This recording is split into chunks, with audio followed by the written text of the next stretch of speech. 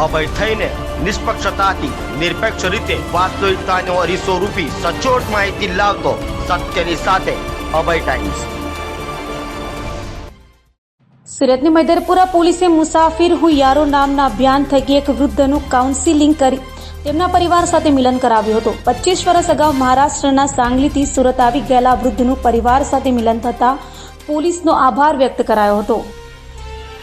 સુરતની મૈદરપુરા પોલીસે મુસાફિર હું યારો નામનું અનોખું અભિયાન શરૂ કર્યું છે, જેમાં પોલીસનું ખાકીની પાછળ છુપાયેલ માનવતાભર્યું અભિયાન જોવા મળ્યું હતું।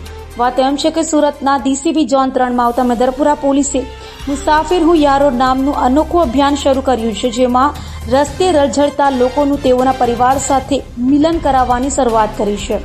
તો સુરતના મૈદરપુરા વિસ્તારમાં બ્રિજ નીચે રહી જીવન ગુજારતા 62 વર્ષીય વૃદ્ધનું પરિવાર સાથે મિલન કરાવ્યું હતું।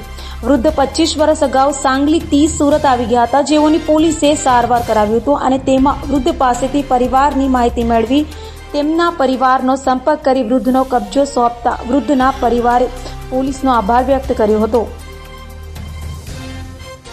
આપ લોગ જાણો છો તેમ સુરત શહેરમાં ઝોન 3 ની ટીમ દ્વારા એક અભિયાન અમે સ્ટાર્ટ કર્યું હતું, જેનું નામ રાખેલું હતું મુસાફિર હું યારો। જેમાં જે અમારા વિસ્તાર જે ઝોન 3 વિસ્તારમાં રેલવે સ્ટેશન અને બસ સ્ટેશન આવેલું છે, તો અહીંયા રસ્તે રઝળતા ઘણા બધા માણસો ધ્યાનમાં આવતા હોય છે। તો પોલીસ પોતાની જે રૂટીન ડ્યુટી છે એની સાથે સાથે આવા જ્યારે કોઈ વ્યક્તિઓ અમને મળી આવે તો એમને અમે પોલીસ સ્ટેશનમાં લઈ આવીને એને જે મેડિકલ ટ્રીટમેન્ટની જરૂર હોય તો એ તેમને નવડાવી દોડાવી એમના કપડાને એમને જમવાની વ્યવસ્થા કરી આપતા હોય છે।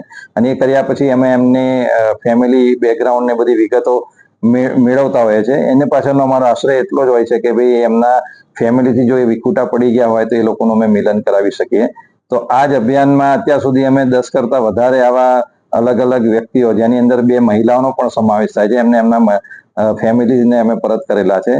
પરંતુ આજે એક કિસ્સો એવો બનેલો છે જેની અંદર મોહમ્મદ ઇલ્હમ મુલ્લા, જેમની ઉંમર 62 વર્ષ છે, અને અમને માહિતી મળેલી હતી કે બ્રિજની નીચે ઘણા વખતથી એમણે રસ્તે રખડે છે અને એમની તબિયત પણ ખરાબ છે, લાકડીના સહારે ચાલતા હતા। તો અમારી પોલીસની ટીમ એમને 1 વીક પહેલા પોલીસ સ્ટેશન લઈ આવી હતી અને એમને સારવાર કરાવી, એમને નવડાવી દોડાવીને સ્વચ્છ કપડાં પહેરાવ્યા અને એમનું કાઉન્સેલિંગ કરતા જાણવામાં આવેલું કે આજથી 25 વર્ષ પહેલા તેઓ સાંગલીથી સુરત આવેલા હતા અને 25 વર્ષથી અહીંયા સુરત ખાતે એ આવી રીતે રસ્તા ઉપર પોતાનું જીવન ગુજારતા હતા।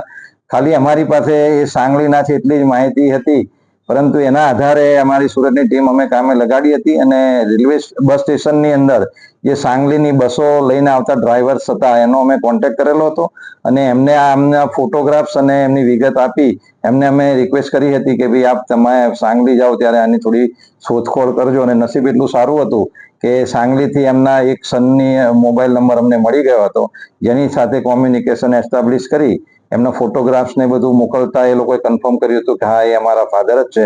અને એમનો ફેમિલીનો કોન્ટેક્ટ થતા આજે એમનો દીકરો જે કર્ણાટક રહે છે, તો કર્ણાટકથી એમનો એક દીકરો આજે એમને લેવા માટે આવેલો છે અને આજે 25 વર્ષ પછી ફાધર અને પુત્રનું મિલન કરેલું છે અને બધા અત્યારે ખુશ થઈને એમના પોતાના પરિવારનું મિલન કરી પોતાના પરિવાર પાસે મોહમ્મદ ઇલ્હિમ જશે। એટલે પોલીસનો અમે ખૂબ જ અમે આજ આનંદિત છીએ કે ભાઈ આજે એક પરિવારને અમે મિલન કરાવી શક્યા। Thank you. કેટલા દિવસ લાગ્યા અને કેટલી ટીમો કામે લાગી?